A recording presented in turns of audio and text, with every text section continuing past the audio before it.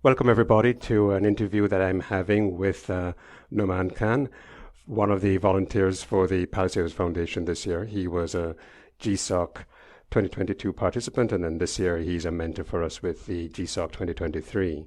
I'm Peter Harrison. I'm the president of the Palisades Foundation, and we are trying to provide a new suite of software tools for nonprofit organizations, specifically community-based organizations, to help manage their membership even better. And the suite of tools that we're using, it's called Talawa. There's a mobile app. There's also an API and also an administrative portal that we can use. And so all of those three things come together to create a really interesting product. And we are applying for the Google Summer of Code 2023, and we thought that having interviews with various persons who are a part of the team would be very helpful for those who want to consider being a part of the Palisades Foundation and what we're trying to do. So welcome, Noman, and then we can figure out some questions. So thank you so much for the introduction, Peter. It was great working with you since last 2 years. It was a great experience working on open source. I was very new when I joined, starting the preparation for Google Summer of Code. I didn't knew how open source code works. And after a long process, it's been almost 1.5 years, and I'm so glad I'm here to help you as a volunteer for Google Summer of Code 2023. Well, thank you. One of the things I want to ask you is that you have to ask this question with everybody that's a part of the organization. What made you want to get into software development in the first place? Did you have a passion for it from the beginning? Was it something of interest? Was software engineering something that you were only exposed to in school or high school or just prior to university? What was it, and why has it been so inspirational as a part of your life? So it's a very interesting story. I was only 5 or 6 years old, and my uncle bought me a laptop. I didn't know what it is exactly. Then I started to explore the things, and then I got interest in how things works, what is computer. Then in after completing the high school, I taken an elective subject as a computer science. There I got to know about programming languages like C++ and how things are built. Then I got an interest in computer science and joined engineering as computer science major. There in the first year, I explored all the domains. Like I deleted my operating system many times just to know how things work. I crashed whole systems. There I got a lot of interest in software development, and I started uh, with Android development using Java earlier in my first year of college. Then the Android X got deprecated and all my project broke. I got frustrated and left Android development. Then I switched to web development for quite some time, but I didn't like it. It is like not for me, some sort of thing. Then I got to hear about Flutter. It was quite interesting for me how one code base works on various platforms. Then I did some research, and I have been into Flutter since like last almost 2.5 years, and I'm loving it. That's interesting to hear that there's a progression from the early years all the way to your current life. So software development and Yeah. coding have been something that have been of interest to you all the way throughout your life. What Yeah. is it?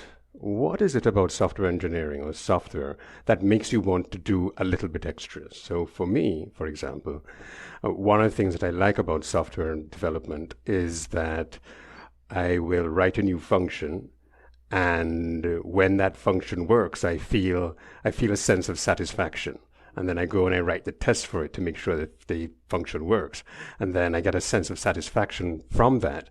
And so it's not a sense of huge satisfaction, one big piece of satisfaction at the very end, like when you finish a race, but it's more like you have the sustained levels of satisfaction right throughout. And so that helps me to go the little extra mile for that. Is that the same case with you, or is there something else that's beyond that that really makes you feel this interest in software development needs to go even further. It is like something similar to that. Like in current scenario, everyone is using mobile phone, everyone has internet, everyone is using software. But to build it and everyone use the thing which you built is something which makes me proud of myself. Like if someone is using a piece of code, like he's seeing the UI only, but I know like I have written the code for that particular piece. The user didn't know that I wrote it, but it makes me proud that I have written this piece of code and he is using it to make his life better.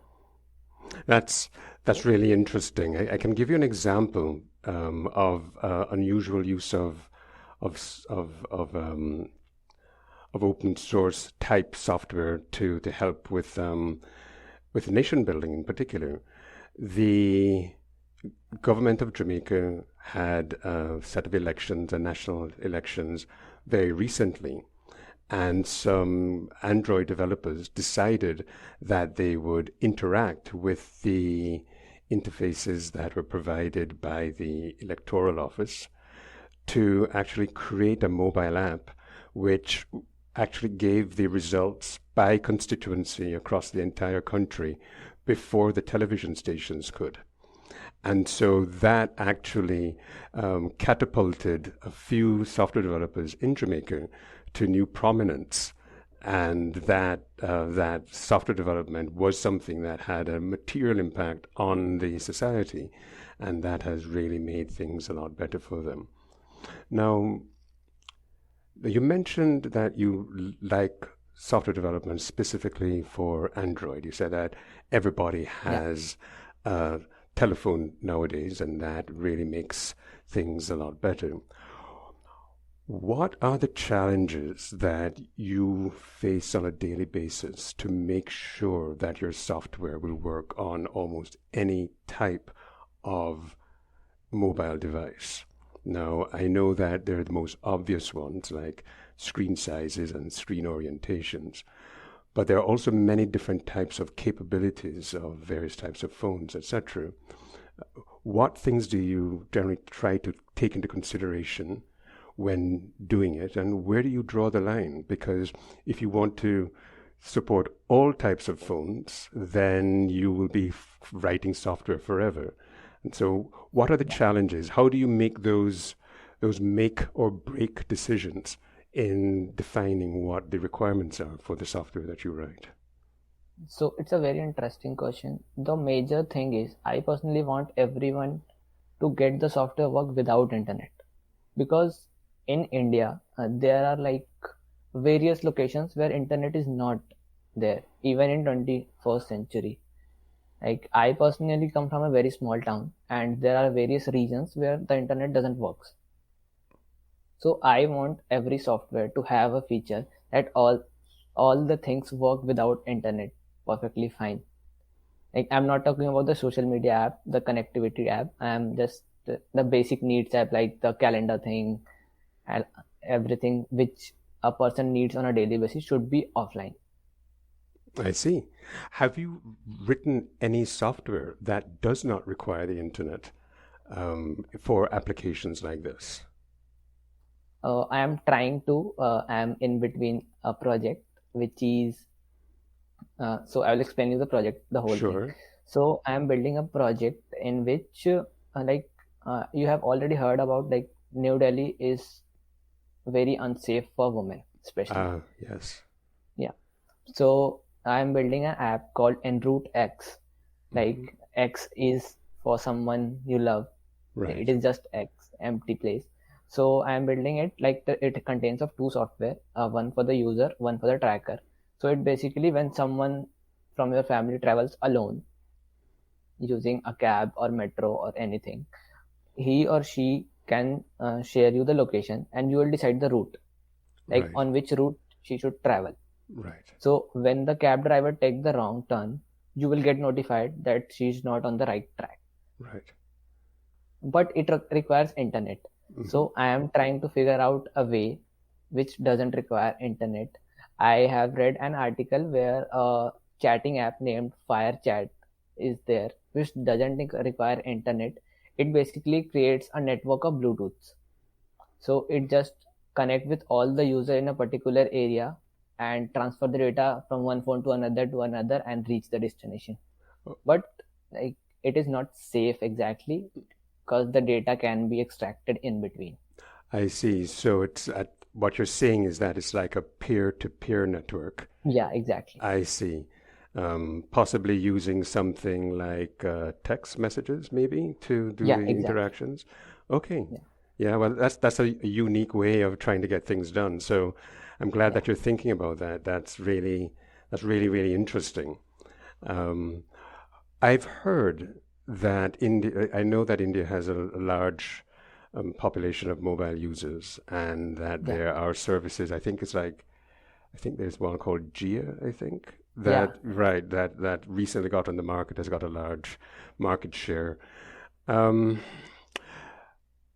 and I know that there are a wide variety of phones. Like there are Yeah, Android level phones, and there are phones that they call feature phones. yeah. Right. What are the challenges of writing for feature phones versus more full-featured phones? And what sort of tricks can you use to enable and disable different features on the software to adapt for those different scenarios? So basically, the feature phone doesn't contain any internet requirement thing. It doesn't support internet. It only for calling. Like it just transmit the data through the cell towers. I see. It can call and SMS, and it cannot use internet. So we cannot like it doesn't have any app store. We cannot build any app for them because Hmm. those phones only contain pre-installed apps. I see. So like yeah, go Yeah, ahead. yeah, because there seems to be different definitions of it because I know what you're talking about. The softwares that are sort of like phones that are closed environment. But I Yeah, do know that there are, for example, phones that are out there that are relaunched with older versions of Android, for example, with less yeah, capabilities that 5 years ago would be called a smartphone, but now they don't have the same capabilities, so they call them a feature phone for want of okay. a different name. And so I know that I think I've read about this sort of um, definition for phones, like say I think I've read about this sort of situation in Kenya. I've seen this sort of information in Nigeria as well. So it's just interesting. I wondered what the situation was like in India, and I think you've provided me with some good background. I think you've also provided people who'd be listening to this with some background about the situation there. Yeah. Now, you are currently going to university, correct? I'm about to finish my university. Like I'm in my Okay. last semester. All right. And so the college that you went to, could you describe it? Like, what's the name of the college? What state is it in? Why did you choose Yeah, it? Those sorts of yeah. things. That's also an interesting story. Right. So after completing my schooling, I tried for obviously IITs, Hmm. but I didn't got selected, and I have to join a tier three college, which is named Galgotias University in Yes. Delhi. Yes. So I have been there. In my first year, the attendance criteria was very high, very strict. Like you have to complete 75% attendance to sit in the exams. So Hmm. I basically used to do, I just keep my laptop, went to the class, open my laptop and do my work. Right. I don't focus on the lecture. I see. I do my own work because after like attending classes from 8 a.m. to 5 p.m., like everyone is exhausted to do their work. So The I just homework. keep my Right. laptop. Yeah, I just keep my laptop with me in every class. I just sit in the corner and do my work. So are you actually in school right now? No, Um, I'm in university. so you are school. Yeah, You're at school. yeah, Okay.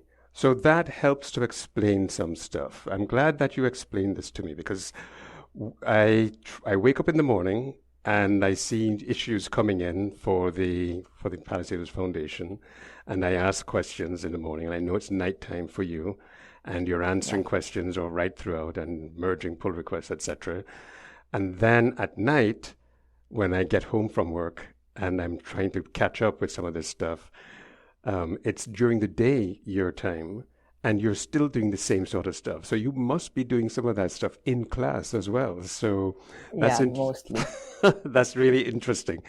I hope none of your professors here, but this is really great to know. I'm And they glad that don't. you're making that sacrifice for the Palestinians Foundation.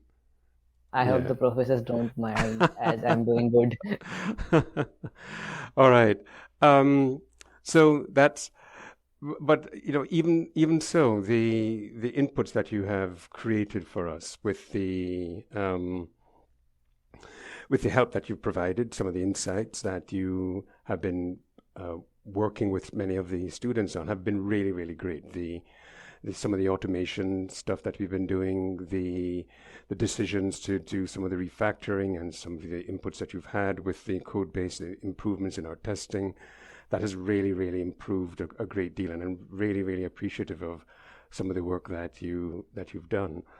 Uh, and this brings me to a point. One of the things that people quite often don't think about is that when you're working in a team, you have to be thinking about the various motivations and the various opportunities that the person has. And that is one thing when you're working on a team in which everybody's employed by the same employer. But when you now have to be working with people who are volunteers, how do you keep that level of interest going? How do you manage? And in my particular case, what I try to do is I try to have 3 or 4 times the number of people that I really need, because I know that at any one time I'm only going to have 1/4 of the people available to help me out. So this is really great. And over the last week or so, you've been really, really good in helping us out. So I'm really, really, really, really glad for that. Now, I have a question related to the industry that you're in. Now, you said that you like Android, that you're working on the various pieces of software related to it and applications. What area, in terms of new developments in Android or new developments in the tech arena, um, excite you the most about the future? There are many people, they talk about things like the blockchain and machine learning, artificial intelligence, green energy, what is it now, fintech, those sorts of things. Are those things that are of interest to you, or is there something else, and why? So like these things excites me a little bit, but the major thing that excites me is the security. Like people think that you are safe on internet, your data can't be leaked, but they don't know every single thing is being tracked. Even a Google search is being kept in Google servers. So being safe on the internet is the major thing. So I think the blockchain gonna tackle these things in near future. Blockchain have the capability to make the people secure, make the payments, make the detail, make the user information safe in the near future. So it can't be centralized and have all the access stored in some specific place and used for training the AI models, which is ethically not correct. Right, right. And so with the blockchain, you could take over some of the control of your own Yeah, personal data, and therefore that would provide you with additional guarantees that if the cloud provider, for example, goes away, that you don't lose everything, because we know cloud exactly. providers, they have new services, they come and go. Google started out with Google Hangouts. Now they have Google Meet. You never know whether they're going to call it something else or change things, Exactly. right? So you have to make sure that you have some independence related to it. Blockchain has had a uneven history recently. There have been cryptocurrency exchanges that have collapsed. There has Yeah. been growing uncertainty related to it. And what it shows is that there's a difference between the ability to do good things, like what you've mentioned with the blockchain and crypto, But if fundamentally the management teams behind it are insufficient, the controls are insufficient at the human level, sometimes things can get out of hand. Do you see the need for um, security in policing these types of transactions so that these sorts of management things don't happen? And how would you tackle it? What sort of things would you think about in terms of the security of of the people actually handling a secure product? I think like the internet should be policed for sure, as there are laws, there are crimes in real life. There should be some authority, something to track internet if like there is nothing going wrong, everything go in law and order. But currently, the government is not focused on these things, especially in India. Like there are bigger problems to tackle for them. Right. Like there are poverty, there are Of hunger, course. Hmm. there are a lot of things. So they are focusing on it. I think like in 10 or 12 years, they must think on this. So So how would so for example, until such time, the private companies need to find ways in which they can audit their crypto investments. They need to audit their crypto technologies so that they don't have managers doing the wrong thing.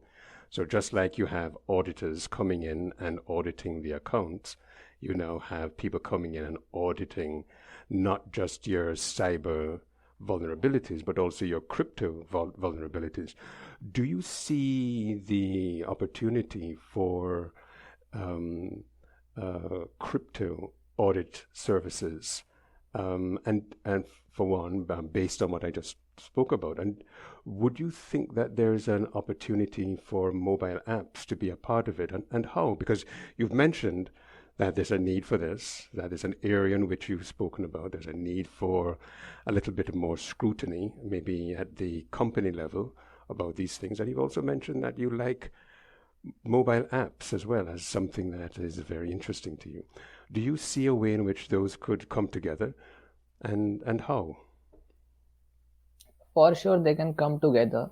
Like currently, Web3 and blockchain are not into mobile as compared to the web.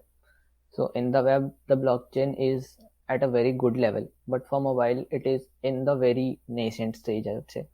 So obviously, the things which can be done from the web can be done by mobile for sure. Uh, there are limitations on a mobile phone. There are processing capabilities of the mobile phone is less as compared to a computer or a laptop. So it can be done, not currently, but for sure it can be done in future. The audit thing you said, I guess it is the most important thing now to do to regulate the crypto. Uh, I read somewhere that a few countries are regulating their own cryptocurrencies to track it, to keep a track on it. And I also heard that few countries banned Bitcoin, especially because it is not tracked. A person named Satoshi Nakamoto developed it. That's right. Nobody know, Who he is, nobody knows he or who is she. he. Yes, that's right. That's Nobody knows exactly. So the government is like replacing the unknown cryptos with the regulated cryptos. right. Yes, that's one thing on the government side because they want to have control over the use of money Yeah. within the economy. Having control over money also means that they have control over taxes, etc. And so therefore, that's one of the rationales. Um, Governments also have regulations around financial controls, etc. But the governments generally don't try to enforce it. There are standards that private industry have that are in addition to what the government needs, so that they can have better assurances in the minds of the customer that the private companies have. And that's why quite often banks will have auditors for their own purposes, in addition to the government auditors coming in as well. There's some areas of industry that governments really don't pay much attention to, but even so, the industry themselves have their own standards and best practices that they try to abide by.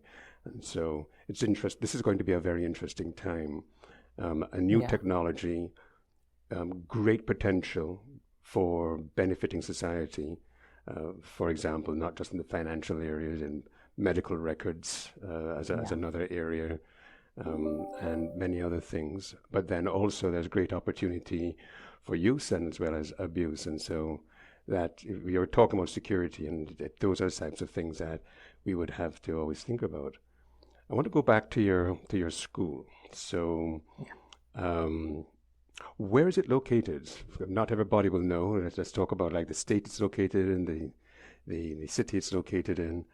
Um, you you mentioned that you got into this school. Why did you choose it? Or was it chosen for you? What do you like about it? What do you like about the city? Is it near to where you live? Those sorts of questions. So explain a Yeah. little bit more to us. So I am from Bihar, Hmm. uh, backward state, I would say. Like it is not developed as compared to other states in India. And in Bihar, a small town named Sitamarhi. It is located at near Nepal border. Oh, okay. So yeah, so I am originally from there. Hmm. I completed my schooling here only. Then I moved to New Delhi for my high school. There I joined Delhi Public School. I completed my high school from there, and after that I moved to a university which named is Galgotia University, which is also located in Delhi NCR. So Okay. I am living in Delhi since last 6 years. Oh, okay. Are you are you the do all the children of your family uh, use this route to education? Do they move from where they are in Bihar I to New was the Delhi? first. You're the first. Are you Yeah. okay? And So are I others have a little following? sister. Yes. I have a little sister. She had a plan to complete the medical. So where she wants to go, she is free to go. Oh, I see. So she has the opportunity to choose where she wants to go to Yeah, school, but exactly. okay, but you haven't. I It's interesting. When I started, was thinking about my career, I really, really, really wanted to be a doctor. My mother was a nurse, and so I would go to the libraries and I would open up like encyclopedias. I'm looking on various topics of medicine, and I would actually write out um, the encyclopedia articles, right, on a in a notebook so that I could take it home and read it over again and even copy the diagrams, etc. I was really fanatical about being a doctor. Um, and I was in high school and I decided that I wanted to understand more about the medical world. And so I decided to volunteer to give out library books in a hospital in Kingston, Jamaica. And on Wednesdays after school, for about 2 hours, I would go to the small library that the university had with books that they were so old, they were dusty. I think it was books from a library that had been there since the English were a part of the colony of Jamaica, and so now it is independent. The books had never been changed, so they're really old. And there were some donations, etc. And I would go around with a little trolley to the various wards. I would go to the male wards, the mixed wards, the ICU wards, etc., with my trolley, giving out books. And the thing that struck me most, there are two things that struck me about being a medical professional that didn't appeal to me. The first one was that how much time was required to talk to the patient and let them be comfortable with their situation in the hospital, because I would give out books. They'd be so eager and anxious to get the books. The books were, in my opinion, awful books because they're old, they were outdated, they were on topics that were from a a colonial perspective, and they weren't really talking about new things that were happening and all that sort of stuff. But the people would spend time just going through the books and asking questions like, is this a good book? I don't know. I read this other book. It wasn't so good. What do you think about this one? And they'd also say things like, my son or my daughter, they didn't visit me today. I don't know whether I did anything wrong. I hope that they come tomorrow because they didn't come today. And so there were all these sorts of social interactions that I had never thought about as being important as a part of the role of a doctor. And I said, this is something that I don't think I could do on a day-to-day basis. And just based on that one experience, I decided that I wasn't going to be a doctor. Can you imagine? And another thing that I also started to think about, and when I started thinking for myself, I was like, what else was a disadvantage of being a doctor? One of the things that I also noticed with the doctors was that they could never take vacation because Exactly. if they stopped working, they stopped earning money. And I said to myself, I need to be in a job in which I can take vacation and other people can work for me and help me with my life. And so, based on those two things, I said, that's it. And so I said, being a lawyer was the same problem. If you're not working, you're not earning an income, you can't get anybody else. So I said, can't be a doctor, can't be a lawyer. And so, of course, engineering was the next one, right? And so I just decided to be an engineer. And when I decided to be an engineer, I was thinking about, should I be a mechanical engineer? Should I be an electrical engineer? What should I be? It was a very, very basic process. I decided that when I was in high school, I found that the physics of electricity was the one that I just found the easiest. And I just decided to become an electrical engineer. And I went to university, became an electrical engineer, and my pathway in engineering took a very strange turn. Um, I was given a project as a part of the school that very same year renamed itself from the School of Engineering, Electrical Engineering, to the School of Electrical and Computer Engineering. And they gave me a project in which I had to interface with a typewriter, electronic typewriter, and we had to make the typewriter speak. So we had to go to various representatives for the typewriter on the island because I was in Trinidad. We put a socket on to duplicate the signals from the typewriter. And we actually got it to speak. We went through a voice synthesizer chip, etc. And to do this, I had to code. I was coding in assembler language, and I thought that, wow, this is so much easier because with regular engineering, you want to get something done. You have to buy a motor, you have to buy a transformer, you have to buy all this other stuff. It's so expensive, so quickly. You have all these lead times, and you have an idea with computer engineering, and you can just type it on the keyboard, and it's done. It's all over. And I said, "Wow, this is so much cheaper." So let me continue with it. And when I returned home, it was around the time that the IBM PC was just coming around, and there were a lot of clones. And my father bought a clone, and one of the packages that was on this PC was a thing called Quick Basic. So I started learning Basic, and I was hooked. I just said to myself, my father always wanted me to be doing like stringing up things with electricity and all this other stuff because that's what he thought an electrical engineer did. And I was just saying, man, this Basic, this thing, there's something about this thing. This is the next big thing. And so I went and intermittently did software development. I went into networking fairly quickly into the whole thing. But that is how my career diverted. And so from medicine to electrical engineering to computer science, who would have thought it? And now I'm back to doing with my business. I'm doing electrical engineering. Once again, I'm managing electrical engineers, mechanical engineers, and doing some amount of coding on the side through the Palisades Foundation. So that's a long story talking about how things change. And you were talking about how things change on your side as well. So Yeah. that's really, really, really interesting.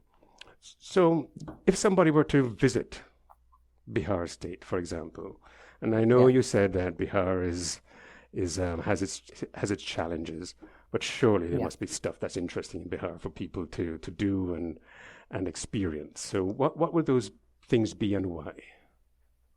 Like the people are very good here. Like they are very down to earth.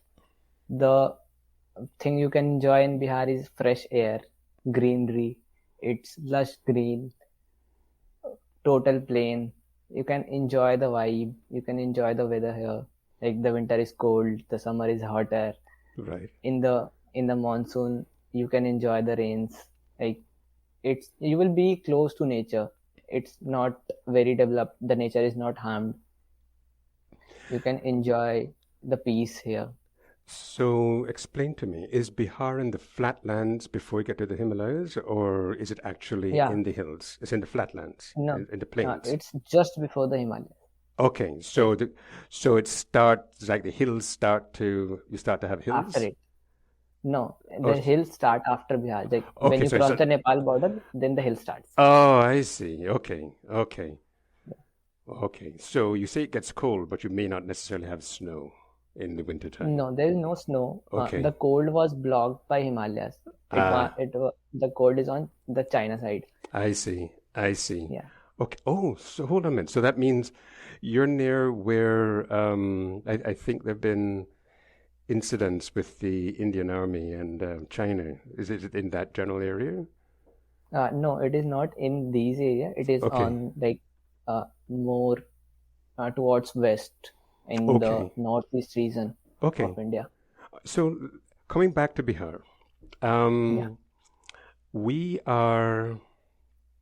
You mentioned that it's flatter, it's more, it's unspoilt, yeah, um, and so therefore it's flat. Is it like an agricultural area, yeah, agricultural state? exactly. Oh, It it is is. a farmer-rich state. Okay. And like, what are the major crops from there? I would The major assume crops there'd are, be a lot of yeah, rivers, right, from the Himalayas, right? So maybe yeah, rice or exactly. cotton or something. Would it be something like that?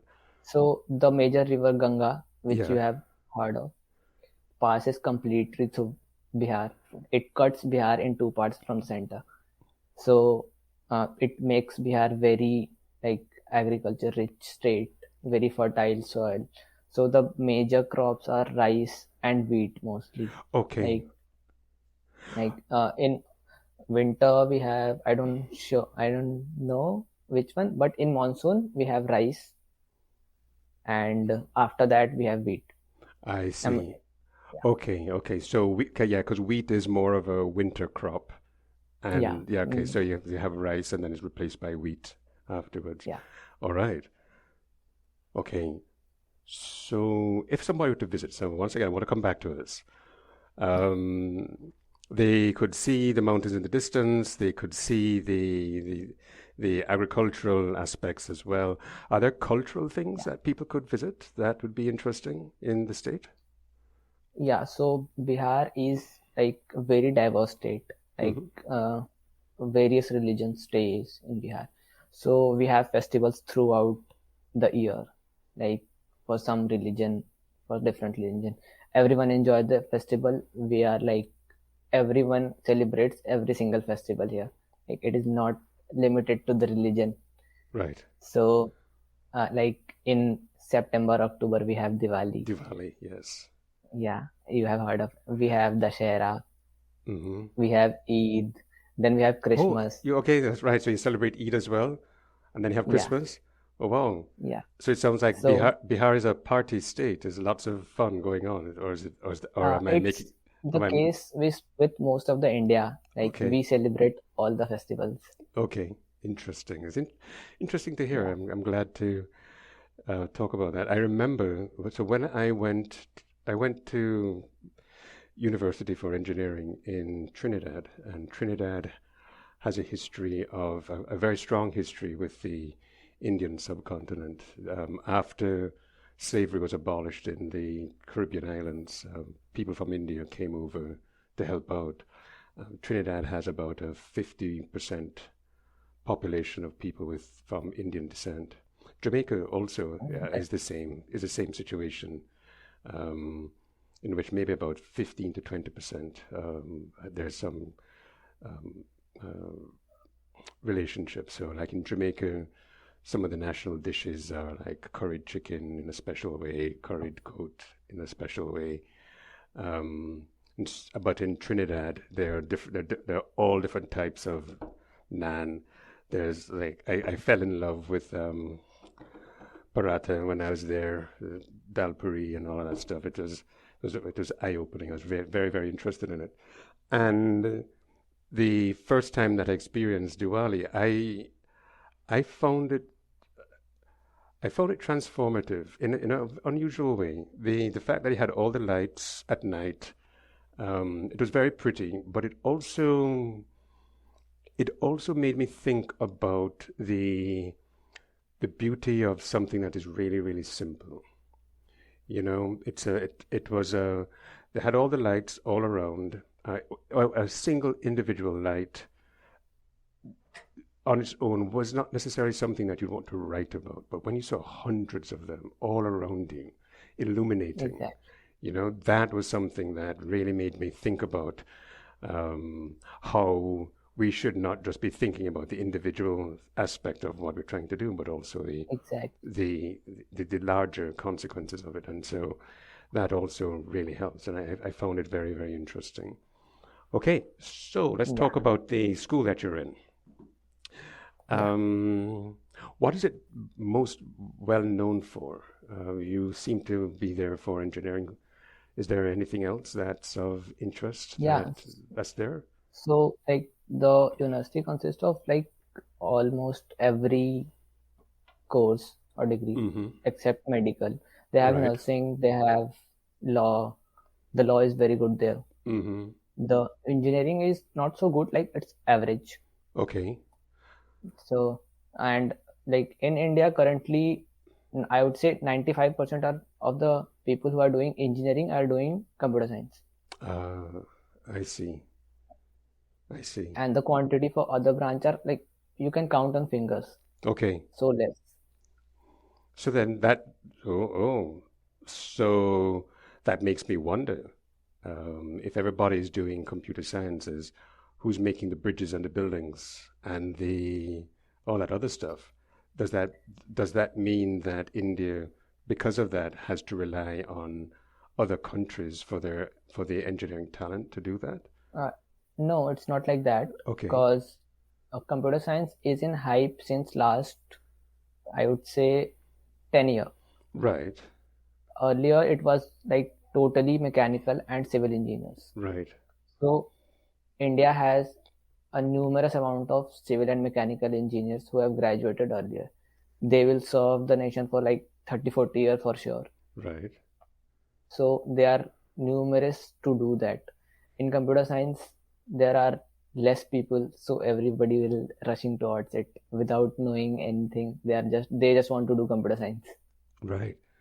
Well, I mean, I'm hearing what you're saying, and I'm thinking like in the long term, that there's population things. India's population is growing. The need for computer sciences, etc., in the engineering field is really, really important. Yeah, But eventually, all of those more traditional engineers, they're going to start retiring, and they've probably started to retire. yeah, And it may not necessarily be a problem now, but it'll be a real big problem possibly in 10 to 20 years. People start noticing it in 10 years, maybe even more so in 20 years, and people will start asking the those sorts of questions. So it makes me wonder, you're talking about a mobile app, makes me wonder whether there's an opportunity to find ways in which to help offset the coming changes in the engineering environment. So to make the life of those sorts of engineers better, to help with the some of those processes, it could be something. It's probably not something that is worthwhile thinking about now, but eventually it could be. So it's interesting, really interesting to hear. Um, the you talk about the the great demand for software engineering at the moment. Um, when you have more and more software engineers, it means that you need to have more and more computers to serve the needs of those software engineers to get the products and services that they are creating to the population. That then means that you need more data centers like the one that I have. And so, but that also means that you need to have more mechanical and electrical engineers to do that sort of thing. So there's one demand drives the other one. So maybe the nature of the demand will change. People will start saying, oh my, we need more of these types of engineers, and people start getting into it. So you never know, but that's interesting. So Yeah, you're now in the Delhi area, right? New Delhi, Delhi area. yeah. Um, if somebody were to visit, what would you recommend that they do? Um, it'd be So interesting to like hear. Delhi is a very history rich place. Hmm. Like you have heard of India Gate, That's right. you have Yeah, heard of that's the famous. Yeah, Red that's Fort, famous, right? And yeah. like Red Fort. Hmm. But like these are the famous things. I would suggest you to visit Chandni Chowk and enjoy the street food there. Okay. It's delicious. Right. Like you will not found these on the internet. Okay. At like living there for 6 years. Just if you are in Delhi, just go to Chandni Chowk and enjoy random street food. All right. So it'd be like a lot of chat type things, right? Yeah, exactly. Okay. Man, yeah, that sounds interesting. In Trinidad, they had this thing that I would have. They call it doubles, but it's like a very small piece of naan with a piece. It's almost like a taco in the Americas.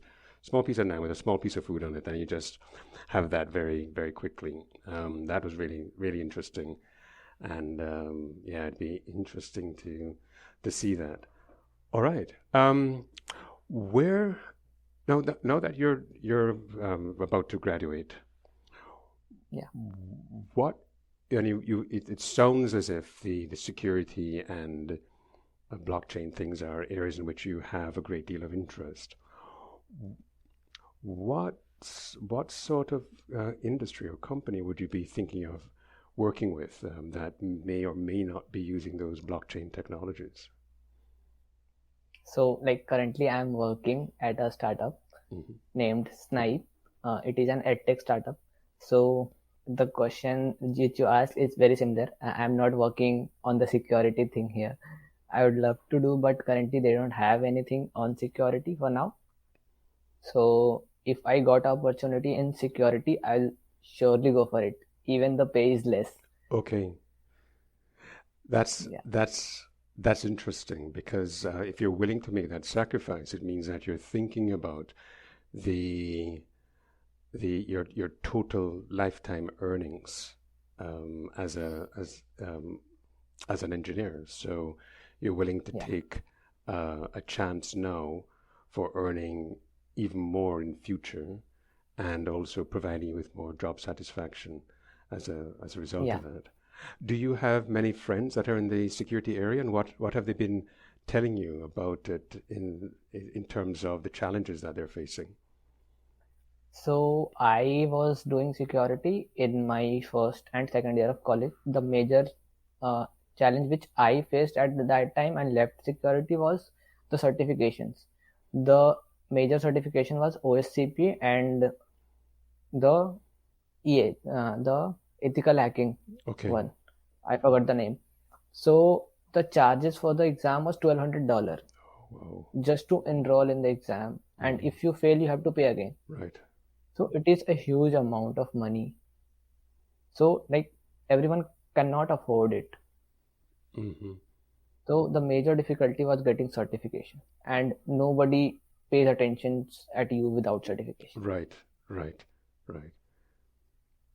If so, I know that you're working with an ad tech company, and you're working with and you're thinking about security as something that's really important. Maybe you may not be able to do it, but directly, but you may be able to hire people at some point to help out. Yeah. If you were to launch your own company, what would it be? What sort of ideas do you have if you ever had that opportunity? You sound as if you have ideas.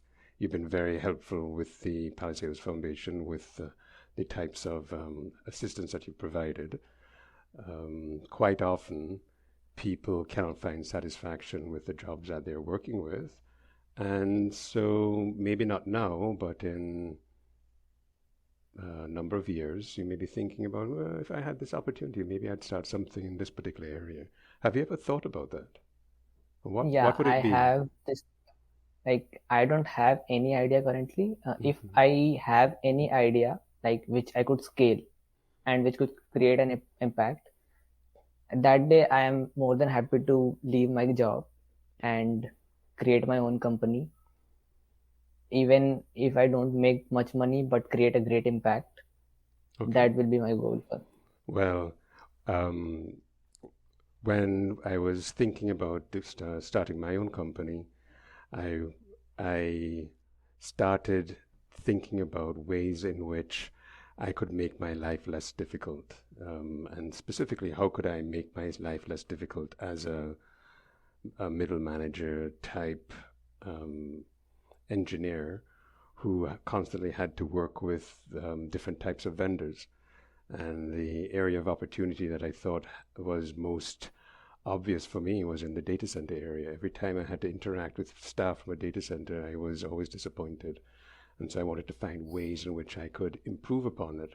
And that was something that was interesting. I remember the first job that I had in the United States, I was sitting down after work and with some friends of mine, and they were just talking about the company that we're working with. And one of the guys said something that really struck me. He said, "Do you know why this company is successful?" And of course, everybody was saying that it was because it had better technology or whatever. And he said, "No, the reason why this company is so successful is because we suck less than everybody else." So it wasn't that Yeah, we are better than everybody else, we just suck less. And I started thinking to myself, if you create a business model in which you suck less and can make money, and you just find some way of just being a little bit better and actually turning things around on its head, then there's opportunity. And we see this over and over again in industries that have become dormant, in which there's little innovation.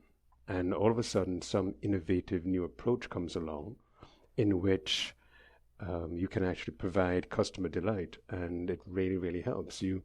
We've seen that over and over again. There was Blockbuster in the United States. They had DVDs that were sent in, that were in yeah, stores. Somebody came up with the idea of sending DVDs through the mail, and eventually that went to streaming with Netflix. Um, we we've seen that with electric cars. People have started to realize that they thought that within 10 years, electric cars would be a viable solution. So they started working on them. The first cars that came out that were competitive were more expensive, and had little and had features inside of them that in many cases were not equal to some of the cars that were already on the road. I mean, if you're driving a Tesla, they have a lot of advanced features, etc. yeah, But the interior of the car is not as luxurious as a competitor. So you pay a premium for the right to drive a Tesla, and eventually, and so they were disruptive, and people were willing to take a chance with it because of that. And so we're seeing it with space technology. Um, we're seeing it especially so with drone technology now. Drones yeah, are changing the way people do agriculture. There's a lot of changes in the way drones are used in warfare. We are seeing, we're now seeing drones that are designed to attack other drones, whereas before you would have yeah. never thought that. And so these sorts of technologies keep changing. And so if you're thinking of starting a company, think about that. What sort of industries are just sort of boring, that if you could apply this new technology that you see to it, that could be transformative? You never know. It could be something that's interesting. And quite often people think about ways in which they have a new vision of way things can be. But also, you should also be asking yourself, why do things have to be this bad? Why am I working with a company that, or dealing with a company that sucks less or sucks the least? And how can I make that be part of my business plan. And so that's something else that you can think Exactly. of. Yeah, so that's really great. Anyway, we've gone about an hour, and Yeah. I think it's been really interesting to talk to you, and I think the dialogue that we've had has been really great. Do you have any questions for me?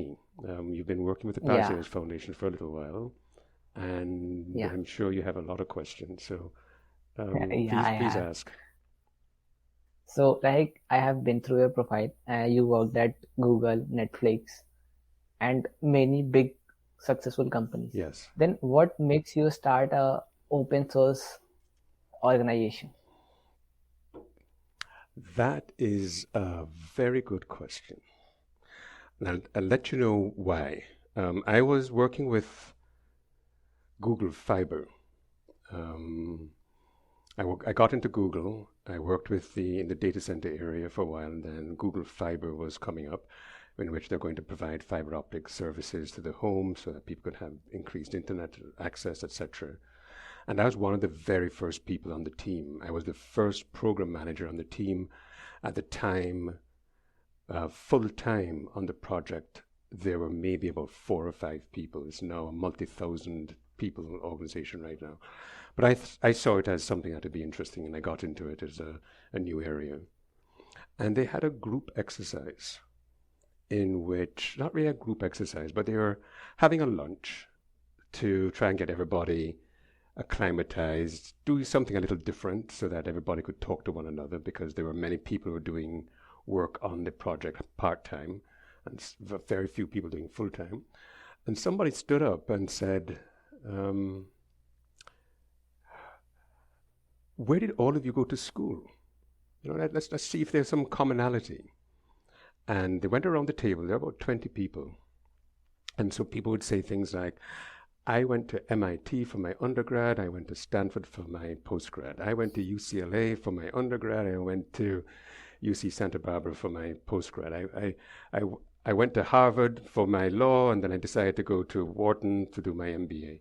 And I went around and I went to all these, I guess the equivalent of IIT universities, right? Or Ivy League, all around the United States. And they came to me. And I said, I'm at the table because I went to the University of the West Indies in Jamaica for my undergrad, and I went to the for my University of West Indies in Trinidad for my undergrad, and for my postgrad, I went and did master's degree or diploma in management at the University of the West Indies in Jamaica. And after I made that statement, I said, hold on a minute. I went to schools in Jamaica, and I'm here with all these other people. Surely, surely there must be other people in Jamaica who could have an opportunity to work in some way, to be exposed, and then find themselves working in companies that are as interesting as Google. And so I waited until I started my own company. When my company became profitable, I decided to spend a little more time working with various students. And we launched the Calico Challenge. We got Jamaican companies to help sponsor it.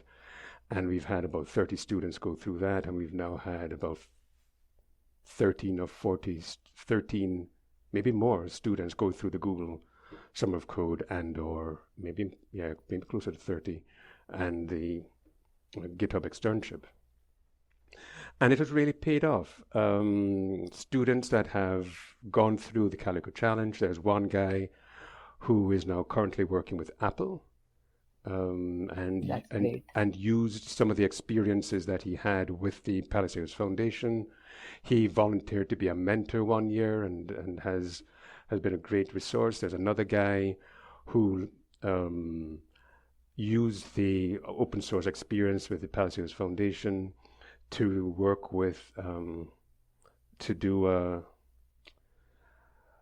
master's degree at McGill University in Canada, and I think he was working now with Stripe, which is like a fintech company, so very well known Yeah. company in the United States.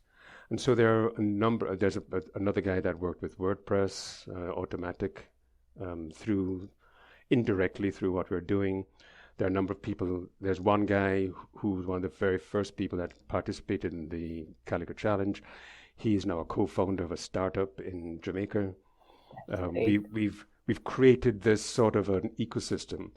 And what is happening now? Sorry, one moment. I'm on call, so I have to. There's probably going to be another one of these things. I told you. No problem. And so now we have this ecosystem of people that work with one another to get where we want to be. And it's now it's sort of like almost like a little club. People know one another. They always come to me and say, "Hey, do you know somebody that's doing this thing? Can you help me in some way?" And then I sort of act as the intermediary, and that has been really, really helpful. It has now created a community in India now. People in the Caribbean now know people in India, and vice versa. And so that has been really, really, really helpful as well. So that's been the reason for it. It was that one discussion led to the creation of the Calico Challenge and the Palisades Foundation. We decided upon the Talawa app for a very, very ordinary reason. I wanted to find, so we had some open source software projects in which we were doing things like data analysis, data capture, data charting, things like that. But when you're starting to talk to people about what that does in the Jamaican context, what is the use of data charting in a country that has many other problems, right?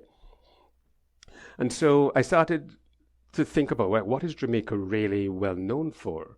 What world records has Jamaica broken? And of course, you're going to think of things like track and field and reggae music and all sorts of things. But something that I remember from the Guinness Book of Records at one point in my childhood was that Jamaica has the most number of churches per square mile in the world. It has the most number of That's amazing. It has the most number of roads per square mile in the world as a country at one point. I don't know whether that's the same now. And so I said, all right, if I was going to create something that was open source, it would have to be something that could be directed towards churches. And so I started looking at church management software systems that were open source, and I couldn't find any. I said, all right, we can create something like this.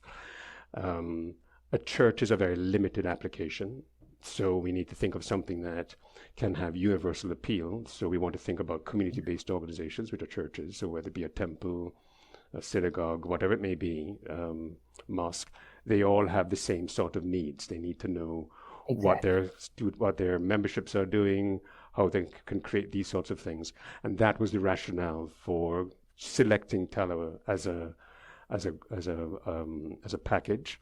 And because we have these closed source systems that have videos on how to use them on the internet, on YouTube, we can use those videos as sources for ideas for the open source projects that we're working on.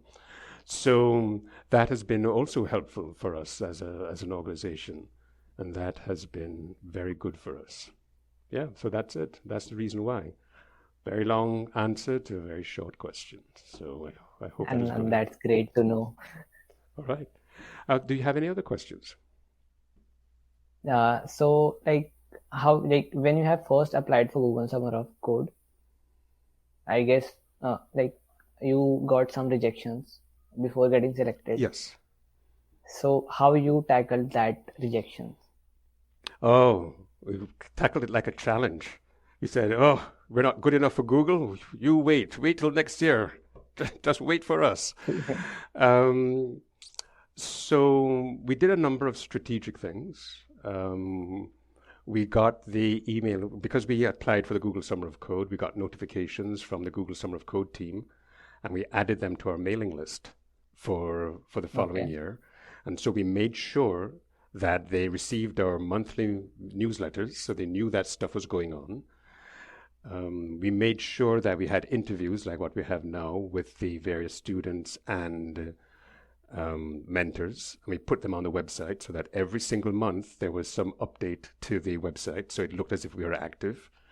Even though we did all the interviews in May, but we spread them out such that when they went on the website, they were in June, July, August, September, October, November. So there was never a month in which something wasn't happening.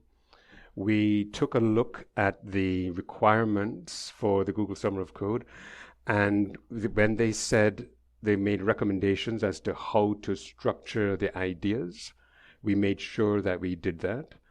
We we we also tried to see how we could get many more mentors than ideas. And that was really, really important for us because we figured that as a new organization, just having one mentor per student wouldn't be good enough. They would want to Yeah. see that we have extra manpower, woman power, person power to get the things done. So that was also helpful.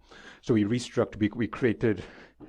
We did, we did a lot of stuff, and the so we failed the first time, and then we didn't expect to get through the second time.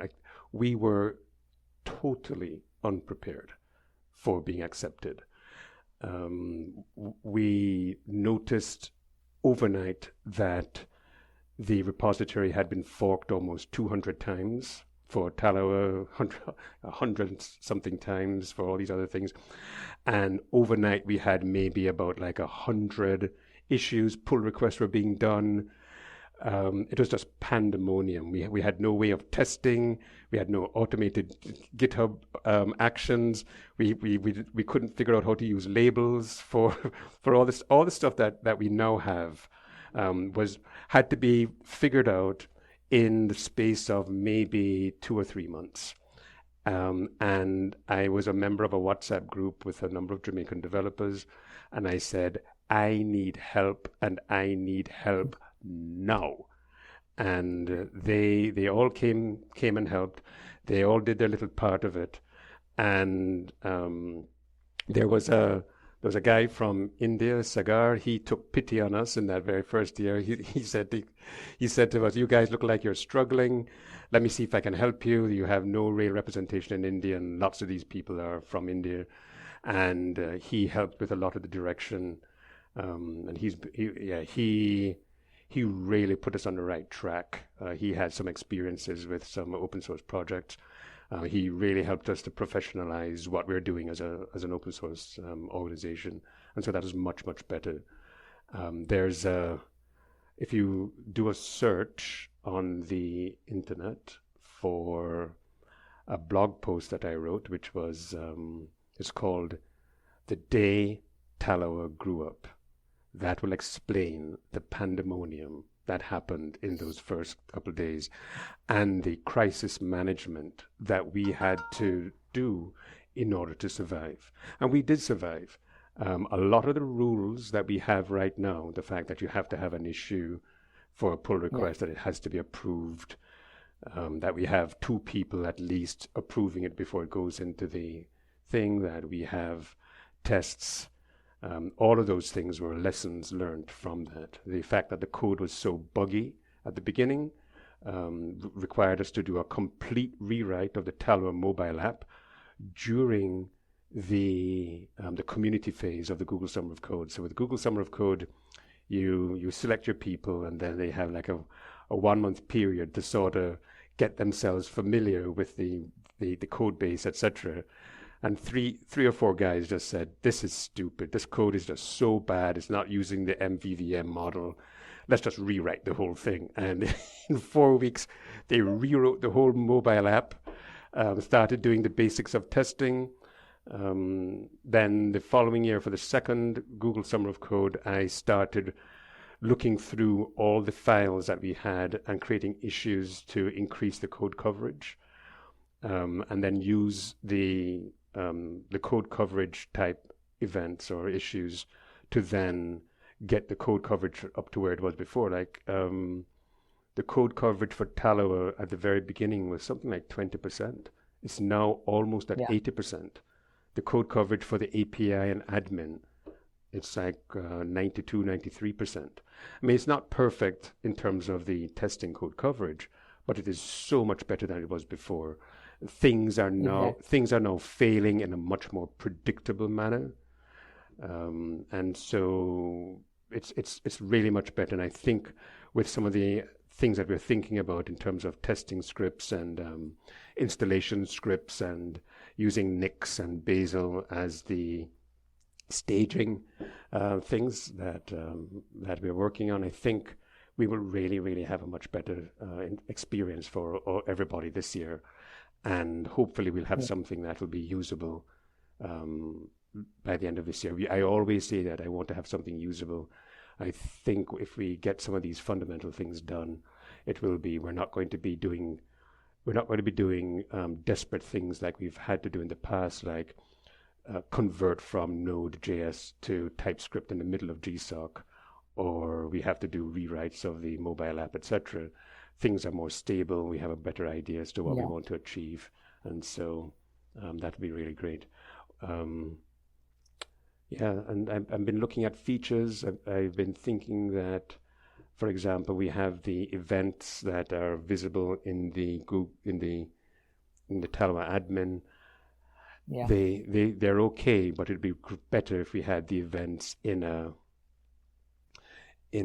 more of a calendar format rather than just the Yeah. tiles, right? It'd be Similar to Google Calendar, so yeah, they can track the date. exactly. So we need to have a calendar, like a calendar-based version of it, and maybe we could put that up as a feature that somebody could try to tackle.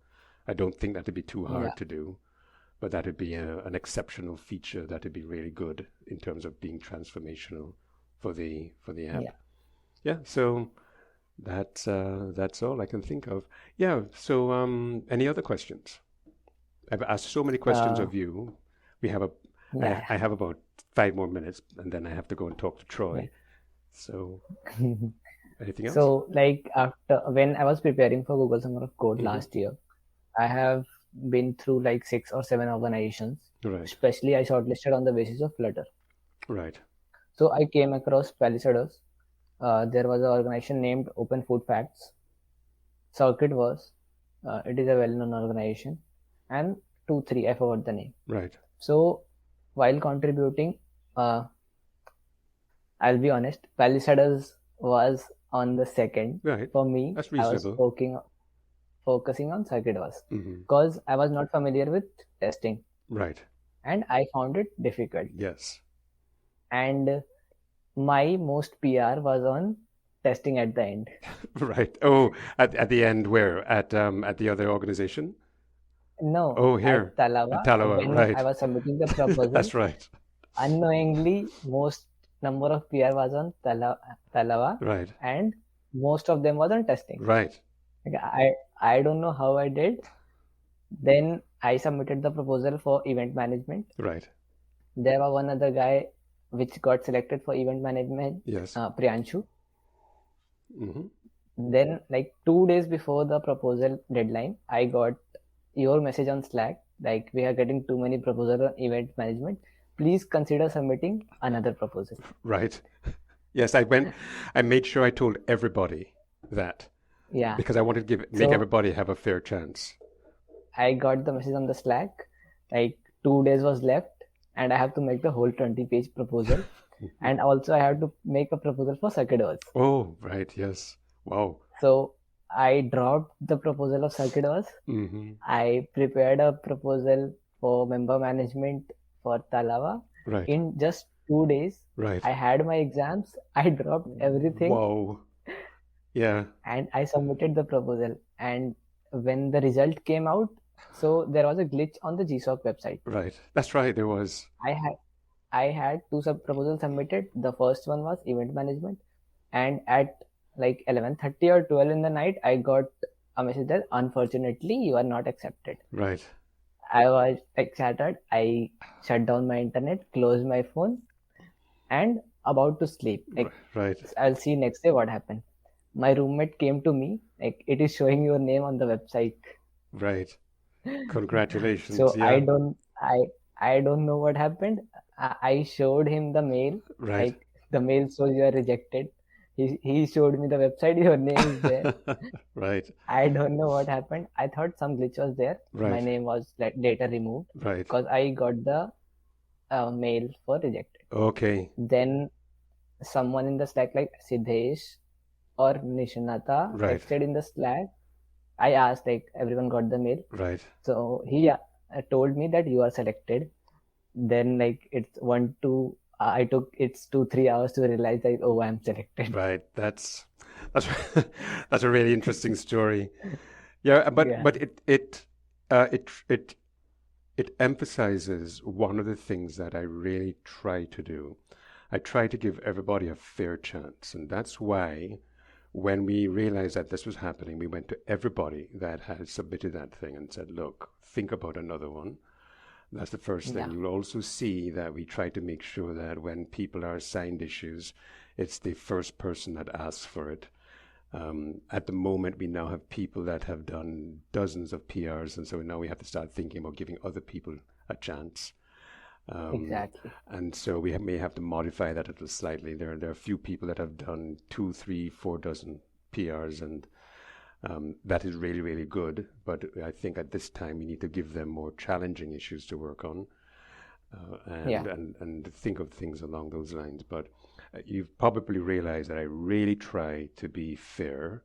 I really try. exactly. Also really try to keep a very professional approach to the software development community. I tell everybody that I don't know everything. The two languages that we're working on are languages that I'm not familiar with, but I understand the basics of coding. Yeah, I've never really had a formal coding course, but a number of years of experience have made me realize some things. And so, yeah, we're definitely improving. It's really good to see yeah. that the some of those principles are being used. So we're not going to appeal to everybody all the time, but I'm glad that we managed But to do I would that in say, like, itself. I have been through so many organizations, especially listed on the Google Summer of Code.